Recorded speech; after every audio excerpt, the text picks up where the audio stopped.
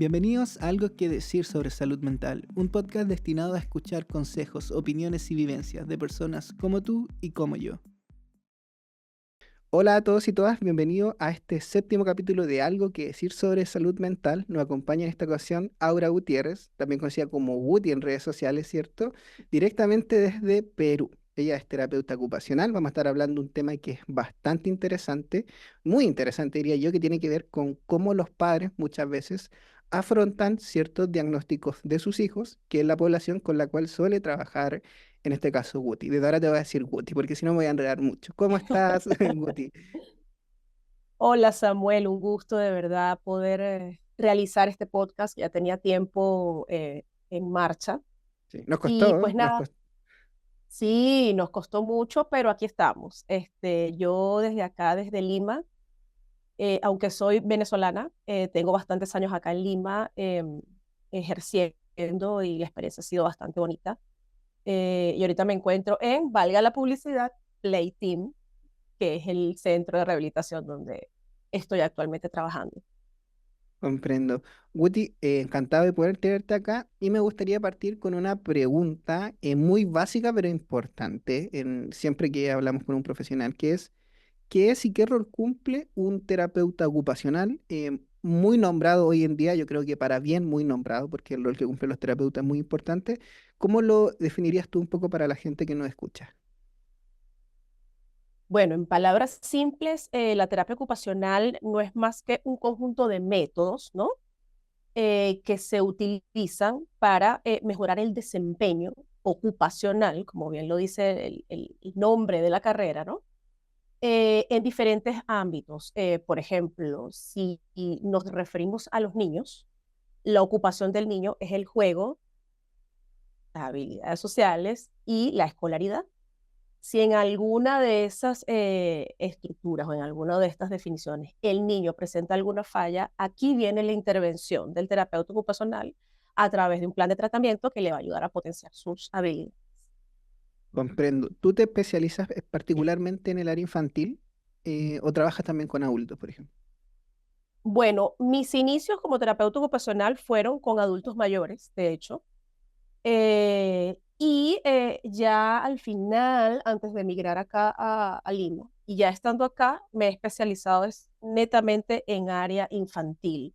Adicional, tuve la experiencia docente de dar algunos módulos en el Diplomado de Psicomotricidad Infantil en la Universidad Monte Ávila en Caracas. También tuve la experiencia docente, también de la mano del área infantil, y pues nada, desde ese entonces para acá, ese ha sido fuerte. Ya, hubo un encanto ahí con el área infantil cuando te tocó la experiencia de ser docente, ¿o no?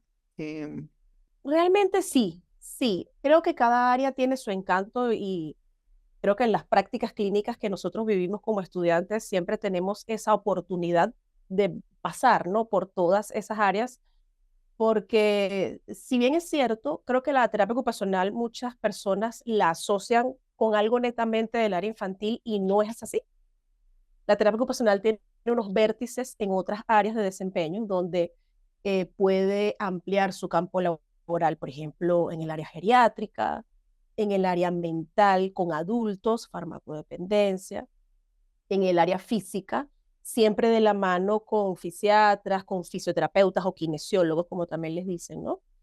claro, Una vez que ellos cumplen su rol de fortalecimiento, mejoran los rangos articulares, nosotros como terapeutas ocupacionales, lo que hacemos ya con esta persona rehabilitada, cómo reutilizar su cuerpo ya nuevamente y cómo incorporarlo a las actividades de su día a día. comprendo. O sea, es algo que es muy interdisciplinario un poco en Sí, el sí, de abordaje. alguna manera. Claro. Claro, claro. Y, Guti, tú te especializas, ¿cierto?, en el área que es más infantil. eh, Comienzas a explorarlo, ¿cierto? Te vas centrando en ciertas temáticas, qué es lo más común que te suele llegar un poco a ti a consulta, cómo ha sido esa experiencia un poco. Bueno, en el área infantil llega de todo un poco, ¿no? He tenido pacientes de todo tipo de diagnóstico que te puedes imaginar, ya sea desde el área física, como niños que padecen cáncer, por ejemplo, ¿no? Comprendo. En una oportunidad tuve una bebita muy querida que todavía está aquí entre nosotros, afortunadamente. Tiene actualmente 8 años. Yo la recibí como de 4 añitos quizás. Ella Pequeñita. tenía sí, pues, y tenía un diagnóstico de un tumor cerebral. Y eventualmente la consecuencia de esto es que le limitaba mucho la parte motora. Ya, Entonces, allí, y de motricidad fina, el desempeño, coordinación, todo esto, y de alguna manera fue un gran apoyo en ese momento, ¿no? Entonces, bueno, hablando de diagnósticos, puede ser desde lo físico hasta trastornos conductuales, TDAH, trastorno del espectro autista, ese tipo de ya, diagnósticos quizás es lo que más abunda. comprendo. Y Guti, pasando ya, ¿cierto? A este punto, el gran tema, ¿cierto? De este capítulo, ¿cómo ha sido esa experiencia de conectar un poco con los padres, ¿cierto? Porque cuando tú me decías recién, me contabas el caso de una pequeña de 4 años, cuando ella llega estaba este cáncer ya, ¿no? Sí, pues. ¿Te fijas? Entonces, me imagino son padres con una necesidad un poco de contención, de orientación, que están pasando por momentos emocionales súper fuertes, un poco el ver a tu hija, ¿cierto? De 4 años con ese diagnóstico. eh, ¿Cómo se gestiona? ¿Cómo fuiste manejando eso, ¿cierto? Porque más allá de lo que nos pueden decir de repente en la universidad, desde la teoría, la práctica tiene otros matices, ¿cierto? Que uno va aprendiendo a medida que va interactuando con las personas. ¿Cómo fue esa experiencia? ¿Cómo lo manejaste? ¿Te asustaba en un inicio? Súper válido también en el sentido de cómo manejar esa situación. ¿Cómo fue esa experiencia? Bueno, en el caso particular de mi pequeña que atendí con este diagnóstico tan fuerte, ¿no? Sí, de repente el manejo con los familiares, yo creo que depende, ¿no? Porque cada familia es un universo.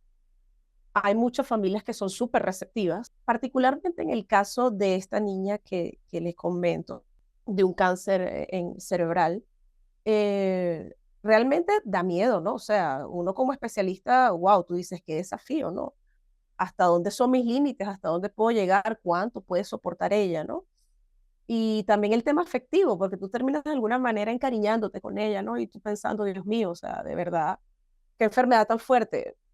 Yo no pide que pueda sobrevivir a esto sabiendo que de repente el índice puede ser un poco bajo, ¿no? Pero yo Comprendo. siempre he dicho que el diagnóstico no hace el destino. Yo ahí sí soy muy optimista, ¿no? Siempre he dicho que más allá de un diagnóstico hay una disposición más allá que puede permitir que salgas victorioso de ciertas batallas, ¿no? Comprendo. Eh, ¿qué pienso yo? O sea, como especialista sí tengo temor. También soy madre y de repente como madre siento esa empatía que más allá de que tus hijos tengan una condición o no, uno siempre tiene esos temores de que tu hijo esté bien, de que tenga bienestar, de que todo fluya, de que fluya sus relaciones interpersonales, su desenvolvimiento en la escuela, etcétera, ¿no? Hay enfermedades que visiblemente las puedes detectar rápidamente, pero hay unas que son silentes, ¿no? Claro. Entonces aquí entra el caso de que hay familias de que estas quizás enfermedades, este triángulo que yo digo, TEA, trastornos conductuales, TDAH, ese triángulo quizás se maneja ¿cómo te digo? Ese tipo de diagnósticos quizás pueden ser más difíciles para los padres porque no son a nivel aparente, puedes no Es notar más difícil nada. de procesar, de comprender un poco, ¿no? Al no tener Claro, esta entrada visual, como tú lo dices. exacto, por Ya, supuesto. O sea, en la entrada visual, por ejemplo, en una condición de un bebé con síndrome de Down, hay características que obviamente lo definen, ¿no? Entonces, de repente, bueno, es probable que el proceso de aceptación sea un poco más temprano, pero cuando nos encontramos en estos tipos de trastornos de conducta, suele ser más difícil la aceptación, porque dices, mi hijo se ve bien, mi hijo está bien, ¿qué pasa? Y empieza esa fase quizás yo lo llamo de duelo, ¿no? Porque es como claro, enfrentarse a lo nuevo, no quizás qué tanto puede cambiar mi niño después de esto. Entonces hay muchas preguntas que se hacen las mamitas. Y la bandera quizás es el miedo que las gobierna, ¿no? Entonces, aprovechando tu pregunta, ¿no? Sí me gustaría que tú como especialista del área nos comentaras un poquito también sobre esas fases del duelo y que no solo se asocia a la pérdida de un ser querido producto de la muerte, sino que también a nivel de estas experiencias y de estos diagnósticos, fácilmente los padres pueden vivir una etapa de duelo y quizás no están conscientes de ello.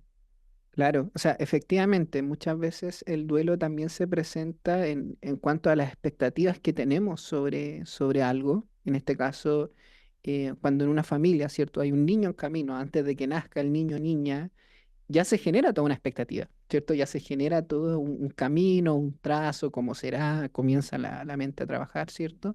Se crea una imagen, se crea un ser social ahí, un poco. Entonces, justamente, y no estamos hablando de que el pensar, por ejemplo, que mi hijo o hija no va a tener una condición del neurodesarrollo, como podría ser el TDA o el espectro autista, quiere ser necesariamente hacer algo discriminatorio, para nada, porque obviamente uno piensa o proyecta muchas veces las cosas dentro de los conceptos de normalidad que conoce socialmente, ¿cierto? Por lo general, un diagnóstico, uno no espera que exista un diagnóstico o una condición, ¿cierto? Y cuando aparece la condición, es cuando aparece un poco este duelo, ¿cierto? Esta expectativa, este como camino trazado que yo tenía para mi hijo o hija, se ve interrumpido. Se ve interrumpido y se ve interrumpido ya de manera permanente, ¿cierto? No estamos hablando de algo que por más que quiera, ya está el duelo, ¿cierto? Por más que quiera que esto no fuese así, es así, ¿cierto?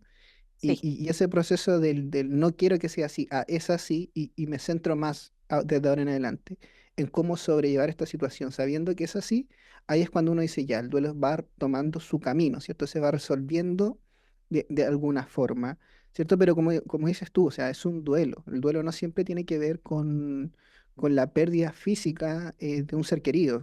Un duelo amoroso puede ser un duelo, ¿cierto? Respecto a la idea que tenía de pareja, de proyección. Un quiebre matrimonial puede ser un duelo respecto a la idea de familia, de vejez que tenían en este proyecto familiar, un despido inesperado de un trabajo también. Entonces, claro, van apareciendo muchas cosas en donde uno ve el duelo y que tiene que ver con esta expectativa, ¿cierto?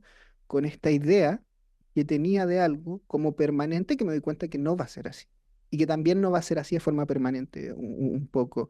Y en ese proceso de duelo, Guti, ¿cierto? De los padres, ¿cómo, en base a tu experiencia un poco, cómo ves tú que suelen tomar este tipo de diagnósticos? Por ejemplo, en el caso del TDA o en el caso del TEA, ¿cómo, por lo general, la recepción suele ser buena? En los casos que no es buena, ¿cómo lo haces? Porque igual es complejo cuando no hay una colaboración, ¿cierto? claro. ¿Cómo lo abordas tú?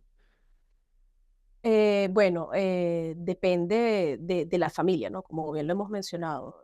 Afortunadamente, no todas las familias se cierran al tema, ¿ya? Hay familias que son muy receptivas y están dispuestos a escuchar todo tipo de sugerencias. Y nosotros, desde el abordaje multidisciplinario, porque yo siempre he dicho que una roca no hace montaña, esto es un trabajo de hormiguita, donde todos tenemos que poner de nuestra parte, y no me refiero a todos, solo el equipo multidisciplinario, sino a la familia, a la participación de la familia, Es porque importante esto no la es un familia en trabajo general. exacto, porque esto no es un trabajo que de repente hay una visión equivocada de que, bueno, yo llevo a mi hijo a sesión 2, 3 veces por semana y aquí debe resolverse todo. No, esto es un trabajo que debe continuar, tiene que darle continuidad en casa, en la escuela, en su habilidad social, en sus momentos sociales. Todo esto tiene que tener una continuidad, ¿no? ¿Qué ocurre en estos casos, por ejemplo, cuando hay padres que sí, efectivamente son receptivos o los padres que son un poco aprensivos, ¿no? Al tema? Nosotros por lo general siempre tenemos una metodología de hacer periódicamente reuniones de equipo en conjunto con la familia, siempre bajo el esquema virtual, porque es lo más fácil para poder coordinar una reunión de este tipo, ¿no? En este mundo Claro. tan movido. Entonces, lo que hacemos es hacer reuniones, ¿no? Periódicas para ir dando el feedback de cómo va el niño, cuáles son sus avances, porque a veces sí, como dices, a veces los padres tienen grandes expectativas y a pesar de tener esta noticia de cierto diagnóstico, cierta condición, mantienen las mismas expectativas y no puede ser así. Uno tiene que respetar siempre el ritmo de cada niño, ¿ya? Entonces, si bien puedes conocer, mira, conozco un niño, un vecino, un familiar que tiene el mismo diagnóstico y por qué él ya está hablando y el mío no, o porque él ya está saltando y el mío no. Entonces hay que tener en cuenta que cada niño es un universo y tiene una forma particular de avanzar, ¿no? Claro, Entonces, si de repente el niño, no sé, lanzaba un disco y no lo acertaba y ya lo está empezando a acertar, lanzó 10, acertó 2, eso es un logro y hay que celebrarlos. Pero hay padres muy ansiosos que dicen, no, o sea, eso no está bien, o sea, entonces es debería ser complicado, pues. 8 de 10, ¿cierto? Un poco Sí, pues exacto, empezamos de cero, ya estamos logrando 2, por poner un ejemplo pequeño. Entonces, sabes, no hay que minimizar los logros de los niños, porque los padres aspiran mucho y los entiendo. Yo también soy mamá y tengo expectativas con mis hijos, pero tienen que tener calma y tienen que confiar en el equipo, porque nosotros como equipo no tenemos ninguna intención de juzgarlos. Y muchas veces claro, eso pasa, que a veces la información llega a medias porque de repente hay mucho tabú, hay información que de repente los padres no revelan y eso de algún modo entorpece el proceso terapéutico. Porque si yo no tengo la información necesaria, ¿cómo puedo ayudar yo desde mi punto de vista profesional a un niño o a una niña que lo requiera? Entonces tienen que claro. ser muy sinceros, tienen que tener apertura y eventualmente en estos casos el manejo es una reunión periódica con mayor frecuencia quizás que otros padres. Hay padres que se conforman con un rango de tiempo más largo, quizás estos papitos que son un poquito más ansiosos, hacemos unas reuniones más frecuentes, ¿no? Para que ellos vayan Ya, viendo los comprendo. logros Hay un obtenidos. monitoreo más constante un poco, ¿no? Un monitoreo más Así constante con es. esos padres, comprendo. Sí, Y, correcto. Guti, en ese sentido, claro, porque hay algo importante que pasa muchas veces, que es como la expectativa social o la presión social de querer que mi hijo rinda como supuestamente rinde el hijo de mi amigo, el hijo de mi hermano, ¿cierto? Un Cierto. poco, y se genera mucho esa competitividad también de repente, ¿cierto? De los hijos. Bueno, quizá tú como mamá también lo has experimentado, no sé, pero claro, se Sí, genera toda una expectativa de quiero que mi hijo sea el mejor, ¿cierto? Que sea bueno en esto, ¿cierto? Y toca ahí un poco poner de lado mis expectativas y trabajar desde expectativas realistas un poco del proceso en el que está el hijo o hija, ¿cierto? En donde tú decías, quizá socialmente la expectativa de todo papá o mamá es que no, mi hijo, mi hija esté en los primeros lugares de todo, de deporte, sí, pues. en los estudios, ¿cierto? Y todo eso. Pero como tú decías, quizá que si está intentando encestar algo y lo hace 2 veces de 10, quizás esas 2 veces son un tremendo éxito dentro del proceso de terapia, ¿cierto? Y eso me imagino yo es lo que tratan de transmitirle un poco a los padres, que vean esto como un proceso único de cada niño, de cada niña, ¿cierto? Y que la sensación de logro sea en base a ese proceso, ¿cierto? Que sacar un poco esta expectativa social que en ciertos contextos puede ser sana, pero hay otros en donde no, ¿cierto? En donde se puede convertir de repente en una piedrita de tropiezo, por decirlo de alguna manera. Sí, sí, estoy completamente de acuerdo. Y de hecho, cuando nos encontramos con este tipo de familias, ¿no? Que tienen tantas expectativas, o sea, se llenan de expectativas, ¿no? Con los chicos, a veces cae el momento en que acuden a tantas terapias, a tantas actividades extracurriculares que el niño crea una especie de burnout pequeñito, pues. O sea, ya hay un punto que Colapsa. no lo tolera. Yo ya colapsa. Me ha pasado en algunas oportunidades que nosotros, por ejemplo, le decimos mamita, papito, familia. Creo que es momento de ir, de alguna manera, disminuyendo ciertas terapias porque niño al fin, más allá de la condición, Samuel, necesita jugar, necesita tiempo libre. Yo recuerdo un consejo de oro que me dio una de las mises de mi hijo, que me decía, el niño necesita aburrirse un ratito, ¿ya?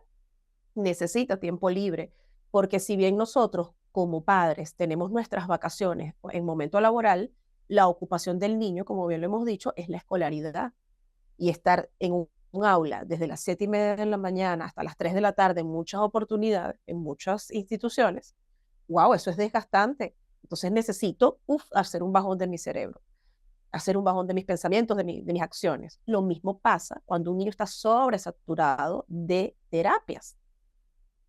Entonces es muy difícil porque a veces tratamos de decir, tenemos que bajar la frecuencia, tenemos que los niños jugar. No, no quieren, tienen miedo de simplemente dejar o disminuir cierta cantidad de terapias porque piensan que va a retroceder, que esa no es la solución, que estamos equivocadas y puede que cuestionen nuestras teorías, pero no lo decimos como especialistas, lo decimos también como madres porque tenemos la experiencia de, ¿ya?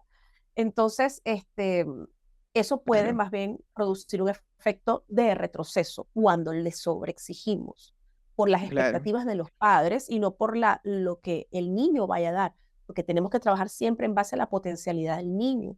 No podemos forzarlo si no da más, porque si no, ahí sí podemos retroceder. Claro, o sea, la importancia del juego, pero de una manera genuina de parte del niño, como que nazca de él. Porque claro, cuando yo uno como adulto, muy de esta lógica muy adultocentrista, ¿cierto? Puedo decir, no, pero mi hijo, ¿cómo se va a cansar si lo llevo a jugar a este taller? Ya, pero el niño genuinamente quiere hacer esa actividad, no sé si lo estoy llevando a un taller de arte, el niño genuinamente quiere jugar dibujando y es como, y claro, uno a veces como adulto dice, no, pero él quiere jugar, lo lleva acá que juegue, ¿cierto? Pero no, me imagino yo que va un poco a ser el juego genuino del niño, ¿cierto? Que en su libertad decide hacer una u otra actividad, no como esto que pasa a ser ya responsabilidad, ¿cierto? Que es como, Sí, bueno, estoy en un taller, tienen que cumplir en tal horario con ese taller y puede que el niño en ese horario un día no quiera jugar a eso o no quiera participar de ese taller un poco, ¿cierto? ¿Qué importancia eso, ¿cierto? Porque a veces, claro, puede pasar como papás el tema de decir, bueno, pero si yo le doy sus espacios, pero no se trata de los espacios que yo como adulto arbitrariamente estoy determinando, sino también de explorar cuáles son los de él o ella como niño o niña quiere explorar, ¿cierto? Hay exacto. la importancia y esa diferencia un poco. Oye, y me parece súper interesante ese punto, porque nos cuesta a los adultos no imponer a los niños, ¿no? ¿Qué piensas tú? Yo creo que eso es general, un parte un poco de la cultura.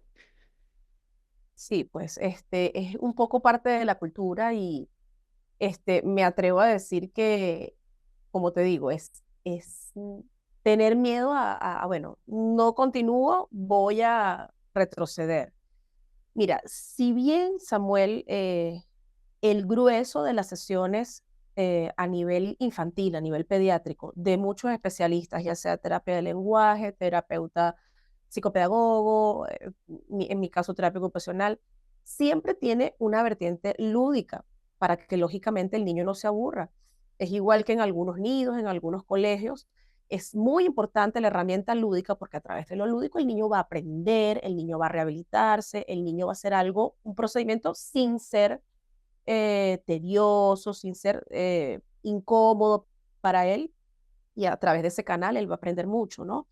Pero es como tú bien dices, no es lo mismo un juego dirigido que yo le puedo proporcionar porque quiero cumplir unos objetivos y probablemente no se va a aburrir, pero sigue siendo dirigido de alguna manera porque quiero cumplir una meta terapéutica a un niño que vaya al parque libremente, que incremente la confianza en sí mismo, que mejore sus habilidades sociales y ponga en prueba, en práctica quizás lo que ha aprendido en terapia. Hay que darle el beneficio de la duda a los niños, no simplemente tenerlos en una cápsula.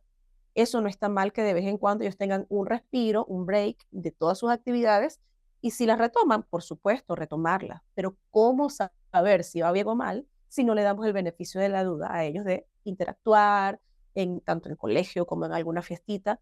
No lo podemos saber si no le damos el beneficio de la duda, esa oportunidad. Claro, la importancia del equilibrio, ¿cierto? Tampoco la Sí, idea es pasar de un extremo a otro, porque yo conozco gente que es muy extremista y es como, ah, ya, entonces desde ahora no le determino nada, que sea libre todo el 24/7. Tampoco es tan sano eso, por lo menos, ¿cierto? Encontrar ese exacto. punto de equilibrio entre estas dos cosas.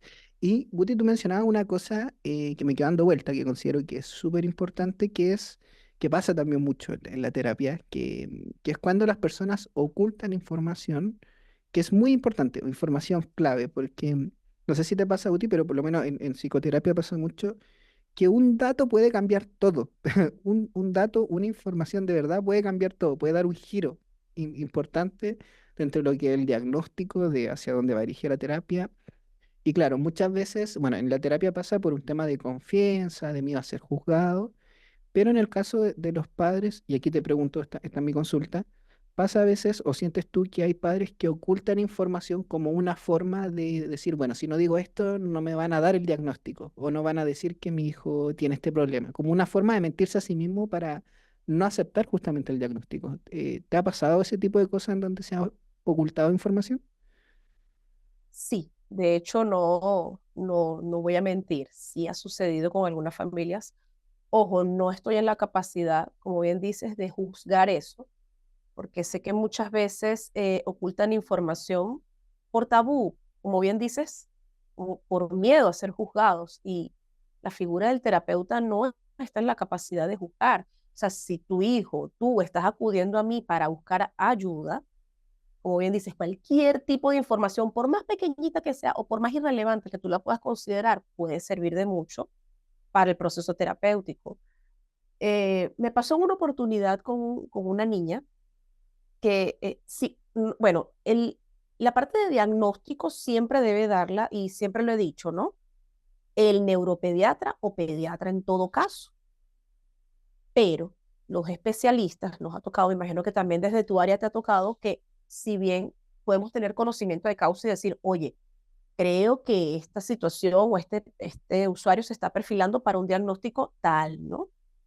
Pero por lo menos los terapeutas ocupacionales no tenemos la potestad para diagnosticar, más allá de que podemos saber del libro todas las características de todos los pacientes. Cuando yo veo alguna sospecha, siempre digo o pregunto si eventualmente su hijo, su hija ha asistido a alguna terapia, a alguna sesión de neuropediatría, pediatría, ¿no? Porque ellos son los realmente indicados porque siento sospechas. Nunca, por imprudencia, jamás voy de frente a asustar a un papá y decirle, no, yo siento que, ¿sabes? Comprendo. Tiene trastorno espectro autista, o sea, no quiero ser alarmista, por más que yo lo piense, quiero dar como ese beneficio de la duda, llevarlo al especialista. Me pasó en una oportunidad y, bueno, la familia me cambiaba los planes, que no hay tiempo, porque sí, siento que tenían miedo de encarar la realidad, porque sí sabían que efectivamente su hija había algo que no estaba Claro. acorde. Que fueran al Eh, profesional, que el profesional le dijera sí, es. Eso le genera. correcto, Ya, exacto. Y yo les digo, mire, más allá de un tema, yo sé que esto preocupa y asusta, pero más allá de un tema de susto, tenemos que saber dónde estamos parados para saber en función de qué vamos a planificar los objetivos para poder ayudar. Porque si no tenemos un escenario claro, estamos trabajando a ciegas y esa no es la idea. Bueno, me pasó con una familia, bueno, pasaron, Samuel, como 3 años para que llevaran a la niña al diagnóstico, pues al neuropediatra para dar, y efectivamente estaba dentro del trastorno del espectro autista. Pues nada, afortunadamente, como ya yo tenía mi sospecha, yo le hice un perfil de tratamiento en base a ello. Afortunadamente mejoró bastante, tanto así que le escolarizaron, su parte social la mejoró muchísimo, pero siempre habían cositas que habían que ya, potenciar, ¿no? Cuando ya dan el diagnóstico, lógicamente los padres vuelven a acudir a mí. Esto ocurrió en pandemia, ¿no? También en ya. pandemia, haciendo este paréntesis, no, me imagino que en Chile, no sé qué tantas extremas fueron las medidas, aquí en Perú fueron bastante duras, ¿no? Del aislamiento, todos los colegios cerrados, una Claro. persona por familia al mercado, total, ¿no? Eh, Muchos casos de muchos niños que de repente ya venían con un algo silente, se terminó de exacerbar con este tema del encierro, con este tema de no ir al parque, no socializar con otros niños. Esto disparó muchas situaciones y yo hice muchas visitas a domicilio a consecuencia de, ¿no? Y uno de estos casos fue de esta niña que te comento. Afortunadamente su familia fue duro aceptar que efectivamente estaban dentro del espectro autista, pero ya al momento de aceptación ellos también decidieron hacer cursos, talleres como de padres, ¿no? Para informarse de cómo ayudarla. Volví a rehabilitarla y estaban muy contentos y felices con los resultados. Y es ese tipo de familias, pues que al principio tuvieron miedo, pero una vez llegando al punto de aceptación, todo empezó a fluir de manera correcta. Claro, claro. Proceso de aceptación que, como tú decías muy bien, Guti, puede ser diferente en cada familia. Los tiempos también pueden ser diferentes. Que es importante, sí, yo destacaría harto, coméntame si estás de acuerdo conmigo, que independiente del tiempo de aceptación que le tome a una familia, es importante no privar al niño o niña del acceso a las terapias, un poco, porque es un derecho, finalmente, ¿cierto? Del niño o niña poder acceder si tiene la necesidad, ¿cierto? por más que la familia esté choqueada, por un poco o esté viviendo ese duelo un poco, es súper importante. Yo siempre digo, que el niño o niña no asista o no tenga el diagnóstico oficial, no quita que tenga una condición, por ejemplo, el neurodesarrollo, ¿cierto? No va a cambiar Cierto. eso. Que una persona con depresión no vaya al psicólogo o al psiquiatra no va a quitar que la persona no tenga depresión porque alguien no la haya diagnosticado, ¿cierto? Entonces, las implicancias de la depresión, en este caso, o las implicancias del espectro autista, el TDA, van a estar, independiente de si el profesional lo ha diagnosticado o no. Entonces, importante ese acceso. Y bueno, estamos hablando acá, ¿cierto?, en este capítulo sobre cómo los padres afrontan, ¿cierto?, este tema del diagnóstico y hemos hablado un poco de cómo muchas veces lo toman bien, hay una buena disposición, como a veces esto tarda, ¿cierto? Un poco en procesarse, pero se termina aceptando. ¿Te ha tocado algún caso en donde definitivamente no haya habido una aceptación y las personas terminan abandonando y nunca más supimos de estas personas? Sí, el índice es muy bajo, ¿no? A ver, Ay, a ver, ya, es que decía batería baja. Ok, volvemos. El índice es muy bajo de personas que terminan abandonando, pero ciertamente sí hay familias que terminan en estado de shock. Eh, Tuve una oportunidad de negación total, ¿no? En una sesión a domicilio que hice con un niño y cuando llegó el niño alteradísimo, no los conocíamos. Primera vez que me pasa, afortunadamente yo tengo muy buen feeling con los niños, me encantan, me encanta mi trabajo y ellos como que perciben importante, eso, ¿no? Yo me pongo en su mundo, pero a la vez los ayudo. Pues al principio soy muy observadora, después voy dirigiendo, voy ganándome su confianza. Y bueno, he tenido muy bonita experiencia con casi todos los niños, pero hay sus excepciones, por supuesto que sí. Eh, Retomando el tema, sí me tocó con un chico a domicilio y pues nada, apenas me vio, gritaba y gritaba, mamá, que se vaya, que se vaya. Entonces la señora, toda avergonzada, me dice, es primera vez que él se comporta así. Claro, yo tuve mis dudas, Samuel, no te voy a mentir, o sea, pero es eso. Quizás la mamá tapa información porque tiene miedo a que el niño sea juzgado o que eventualmente yo use la palabra mágica de decir que es algo que es mucho en cuanto al nivel de tabú claro, cuando uno refiere a un especialista del área mental. ¿Qué es lo que muchas personas necesitan? Pero tienen miedo a usar esa palabra de que sería bueno que el niño lo evalúe un psicólogo infantil, un psiquiatra infantil. Eso es creo que lo que más aterra a una familia. Claro, yo no le dije nada a esta mamita, simplemente era la primera vez que nos veíamos, le dije, no se preocupe, mamita, no pasa nada. Como la vi cerrada, dije, Samuel, no tengo nada que hacer acá. Me claro, retiré, le dije, no se preocupe por los honorarios, me voy, no se preocupe, espero que consiga soluciones. Y sencillamente allí sí dije, me voy. Es la única vez que he renunciado a un niño en mis 14 años de trayectoria trabajando con todo tipo de pacientes, ¿no? no menor, 14 Pero, años se va entrenando también un ojo, una mirada clínica claro, también sí, importante. sí, se dice fácil 14, pero no es nada fácil, ¿no? No, Y sí para se va nada. creando cierta agudeza, ¿no? Tú vas viendo y dices, bueno, aquí podemos mejorar, aquí no vamos a mejorar. Hay familia que está ocultando información porque el deporte que quizás experimentó este niño se ve que no era algo aislado, se ve que es algo habitual, pero bueno, mientras este tema aprensivo, yo no puedo insistir para no incomodar, ¿no? Y Claro, simplemente renuncié. Y renuncié y lo dejé así y bueno, espero que actualmente el niño esté mejor, ¿no? Porque me da pena claro, porque al final las acciones de los padres terminan perjudicando a los niños.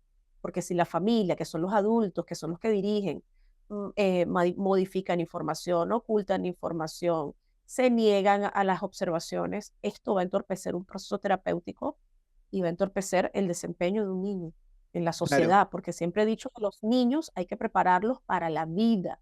Yo sé que son nuestros reyes, nuestras reinas, pero no podemos crearlos en una burbuja, tenemos que prepararlos para la vida. claro, te entiendo. Totalmente de acuerdo. Y hay algo que destaco mucho, Guti, esa intervención que fue no juzgar a la mamá. ¿Por qué? Porque muchas veces, bueno, sobre todo cuando uno parte, es muy tentador juzgar. Está ahí siempre, ¿cierto? ¿Ok? Juzgar en un sentido no tan notorio. ¿A qué me refiero? Uno podría decir y pasar muy desapercibido profesionalmente, decirle, mamá, es importante que el niño a través de su rabieta no determine lo que usted decía hacer o no, como retar, un reto simbólico, en teoría que puede pasar Sí, muy desapercibido como un encuadre profesional, ¿cierto? Pero, y aquí comparto un poco mi experiencia clínica, muchas veces, en base a los papás con los cuales he trabajado y desde ellos me cuentan su experiencia con los diagnósticos de sus hijos, muchas veces ese temor de decir, no, mi hijo en realidad siempre se comporta así, viene desde experiencia en donde efectivamente el niño ha sido juzgado, un poco, de experiencia, lamentablemente, de experiencia real en donde el niño sí ha sido juzgado, incluso por profesionales, aunque no nos gustaría que ocurriera pasa, no podemos tapar ciertas cosas que ocurren, ¿cierto? Que no nos gustarían que ocurrieran, sí, pero ocurren, ¿cierto? Muchas veces los papás vienen de ser muy juzgados en diferentes contextos, contexto familiar, oye, ¿por qué tu hijo se porta tan mal? Etcétera. Comentarios del tipo, está fresquito, recién sacado del horno, si fuera mi hijo no se portaría así, muy común, comentario muy típico que le toca afrontar a los papás un poco, del colegio y de profesionales también. Entonces, creo que es muy clave el hecho, más allá de tu mirada clínica, de saber y hacer esta lectura de que quizá, claro, por acá no se puede seguir mucho el retirarte sin juzgar. Creo que es algo clave. Yo de verdad lo destaco harto, un poco, porque, como te digo, yo me encuentro con esta experiencia desde el relato de los padres, ¿cierto? Los padres que van a terapia un poco. Y cuando les pregunto por qué este temor, de dónde viene, y si bien en el presente suena un temor que no es productivo, tiene un origen que es muy real, po. Tiene un origen muy real y que es el temor de muchos papás, yo creo que la mayoría de ver descuidado o juzgado a su hijo, ¿no? Cuando la mayoría de los papás lo que quieren obviamente es proteger un poco. sí, sí, es cierto. Y ahorita que comentas eso, me llevaste una experiencia bastante dura en pandemia. Tuve la oportunidad de atender a un bebé de 1 año y medio, hermoso, que los padres estaban preocupados porque no hablaba, no aplaudía, no caminaba y resulta que fue un bebé nacido en pandemia. Este bebé no conocía más entorno que su departamento. Entonces, cuando comenzamos este proceso terapéutico, lo comenzamos en la casa de su abuelita, que vivía cruzando la pista, o sea, justo al frente de su edificio.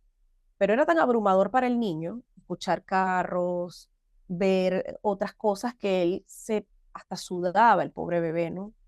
Y estaba muy comprometido, pero los papás sí estaban muy abiertos a ayudar, ¿no?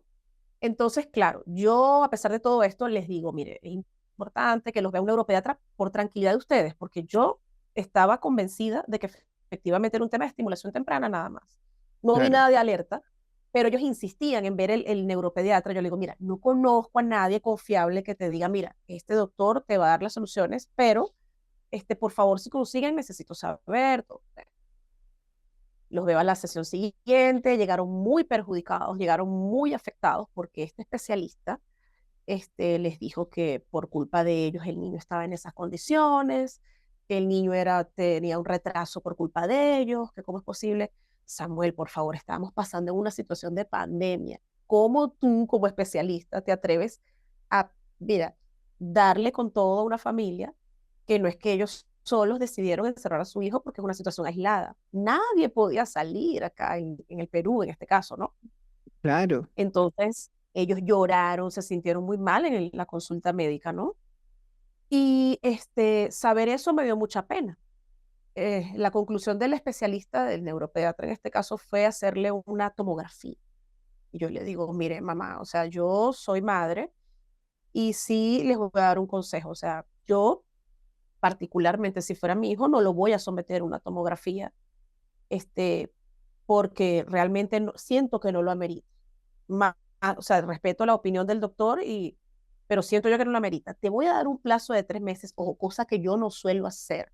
Me parece muy irresponsable de un especialista que dé un plazo de tiempo, porque estos son logros de día a día. Pero me sentí claro. tanta pena por lo que vivieron esos padres que se ve que querían ayudar a su hijo y fueron tan maltratados por el especialista, que les dije, te doy un plazo de 3 meses y 2 o 3 sesiones por semana. Y si tu hijo no mejora, yo personalmente lo voy a llevar a que Ya. le hagan la tomografía. Y Uy, con compromiso suerte, total, compromiso sí, total o con el sea, caso. es la, es la única vez que yo he dado plazo de tiempo porque yo siento que nunca debes dar un plazo de tiempo. Cada niño es Claro. diferente y cada niño evoluciona diferente, ¿no? Y el Pues en plazo tres fue, más que meses, para el niño, fue como para darle tranquilidad a los papás, ¿no? Si no, sí, claro, porque mira, más allá de que yo no soy neuropediatra, me estaba dando cuenta de frente que era un tema de estimulación temprana y no exposición a los estímulos externos. Y eso es lo que tenía el niño realmente desregulado. Yo dije, no, vamos a ayudarlo. Bueno, ya terminando los 3 meses, el niño aplaudía, cantaba, caminaba, dio sus primeros pasos, todo lo que tenía que hacer. Ya le dije, papitos, ya esto queda de ustedes, le di de alta y la meta se cumplió. Yo estaba sudando frío porque yo decía, tiene que avanzar porque es que lo sentía, sentía que no era algo que no estaba bien. Más allá de que tú te puedas encariñar con un niño, no era ceguera, estaba siendo bastante objetiva y seria con lo que les estaba planteando. Pero es así, lo que tú dices, hay muchos padres que han sido juzgados por otros especialistas. En mi caso particularmente no estilo eso, porque soy madre, hay que ser empático, es muy importante ser empático, porque si no, no avanza nada. Pero claro, desafortunadamente nos encontramos con esos casos, pues son minoría, pero sí, lamentablemente pasa. claro. Ahí yo destaco dos cosas, Guti, que son muy importantes, bueno, para los papás, mamás o familiares de personas cercanas que estén quizá pasando por procesos similares, que son relevantes. Uno es la importancia de evaluar en el tiempo la sintomatología. Pero si yo me quedo con un niño que tiene poca interacción social y evalúo esos síntomas de manera anclada en esa temporalidad, claro, cumple los criterios diagnósticos de cualquier manual que podamos encontrar. Pero aquí viene una palabra clave que es mirar en contexto, ¿cierto? Y voy a poner un ejemplo del área médica porque todos tenemos más una cultura médica que una cultura de este otro enfoque, que es como un dolor de cabeza puede venir de muchas áreas o puede deberse a muchas causas, algunas más graves que otras, otras simplemente simples y así. Lo mismo pasa a veces con este tipo de cosas. Una señal de un niño puede deberse a muchas cosas y el observarlo en el tiempo, ¿cierto? Es lo que ayuda muchas veces a discernir un poco a qué se debe con mayor claridad. Y en este caso, como tú decías, Guti, si bien los terapeutas ocupacionales o los psicólogos tampoco diagnosticamos como tal. Creo que hubo una polémica hace poco en Perú con ese tema de los psicólogos, algo vi por ahí con el tema de si los psicólogos podían diagnosticar o no.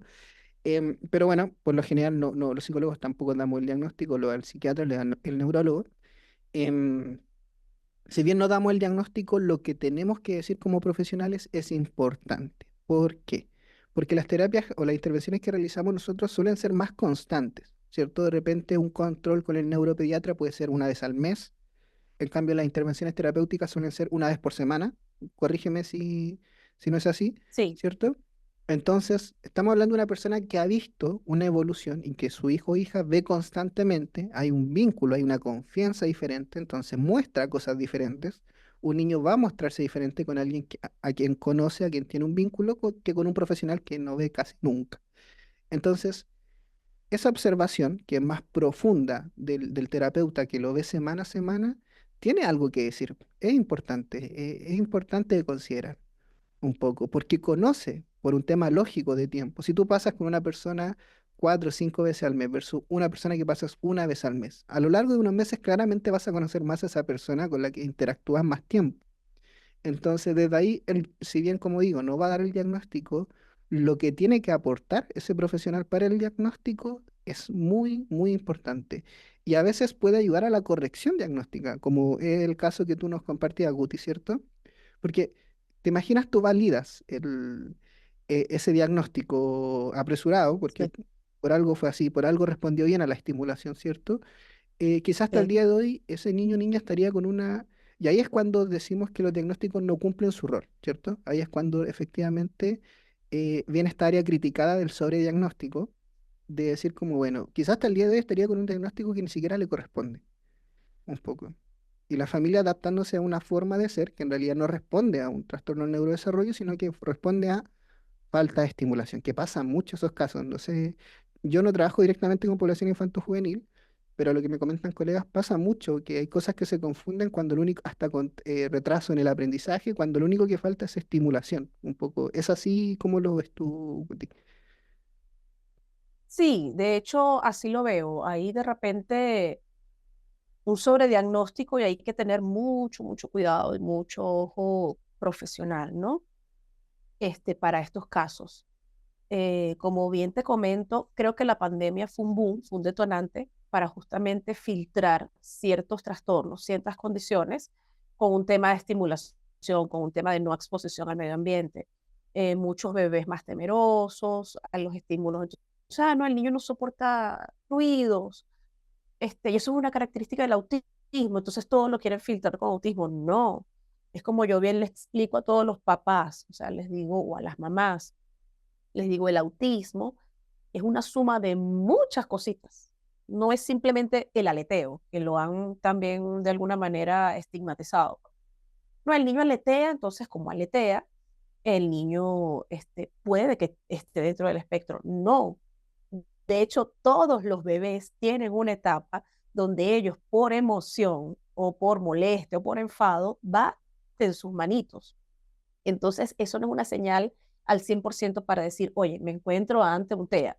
No, porque es eso más la suma de otras cosas, ¿no? Entonces hay que tener mucho cuidado del tema del sobrediagnóstico, ¿no? Hay que ir con cautela, puedes preocupar a una familia de forma innecesaria si llegas a ese nivel. Claro, no, insisto, lo vamos a recalcar mucho, la importancia. La única forma de saber si algo es por falta de estimulación o si responde a algo más complejo es el tiempo. No sé si estás de acuerdo conmigo. Cierto, sí, La estoy totalmente de observación acuerdo. en el Sí, tiempo. Y yo entiendo que a veces, por la ansiedad que genera todo esto, uno quiere ir y que tener una respuesta en 2, 3 sesiones. sí, sí, eso ocurre. O sea, ha ocurrido que inclusive te dicen, no sé, por ejemplo, mi hijo tiene un acto escolar el viernes, necesito que ya esté regulado para ese día. Ya- Ya va. No, O sea, claro, los niños no son computadoras que yo puedo manipular y resetear y limpiar el sistema operativo. Y desafortunadamente no es así. Entonces hay no, padres que tienen también metas muy irreales. Yo no claro. puedo hacer un plan de tratamiento que en 2 semanas diga, no, el niño ya tiene que estar regulado porque el niño tiene un tema de estimulación sensorial táctil o de estimulación sensorial auditiva, no tolera los sonidos altos, no tolera que lo toquen los compañeritos, no, él se abruma con tanta cantidad de personas. Ah, pero usted tiene que arreglar eso porque es que es el acto escolar y tiene que solucionar. No, Samuel, o sea, de verdad, No, me no funciona así. encantaría, me encantaría hacer así, chasquear mi dedo y poder hacer realidad y poder ayudar a una persona de esa manera, pero eso es irreal, desafortunadamente. Y hay Claro, que justo. tener los pies puestos en la tierra y saber, como dices, trabajar en función del tiempo y tener paciencia. Claro. Eso también es parte del duelo de todo proceso, que Claro, el proceso a veces no va a ir al ritmo que todos quisiéramos. Y por lo general todos tenemos una expectativa del proceso más rápido que más lento, ¿cierto? De cómo es. Yo totalmente de acuerdo contigo. Yo cuando me pasa eso en terapia me piden solucionar un montón de eventos traumáticos o cosas por el estilo en 2 semanas. Y yo le digo, me encantaría. O sea, si yo pudiera darte una pastilla y te digo, tómate esto cada 8 horas por 2 semanas y tus problemas están resueltos de salud mental, tendría la consulta llena y cobraría probablemente carísimo porque tendría una fila seguro, gigante. Le dije, a mí también me gustaría poder resolver tu problema, como decías tú, en 2 semanas, pero no se puede, ¿cierto? claro. No, Y no, ahí no. parte el abordaje justamente de aceptar que esto es más complejo de lo que quisiéramos, pero que vale la pena intentarlo. Aunque sea más complejo, Sí, vale justamente la pena intentarlo. Oye, Guti, encuentro, hasta ahora por lo menos lo que hemos conversado, creo que tiene un valor tremendo un poco, sobre todo para las personas que están viéndose en esta situación como padres, quienes son tíos, hermanos también de pequeñitos que están viviendo este proceso, ya sea para saber cómo apoyar a los padres, cómo no, pero también a las personas que quizás estén escuchando este capítulo y llevan tiempo, hace tiempo ya viviendo este proceso, ¿cierto? Porque suele ser un proceso también muy solitario para los padres. Los padres lidian con una presión muy grande, un poco, entre lograr controlar esas expectativas propias de ser papá, ¿cierto? Ser mamá, la presión social de que los niños respondan a una normalidad social, ¿cierto?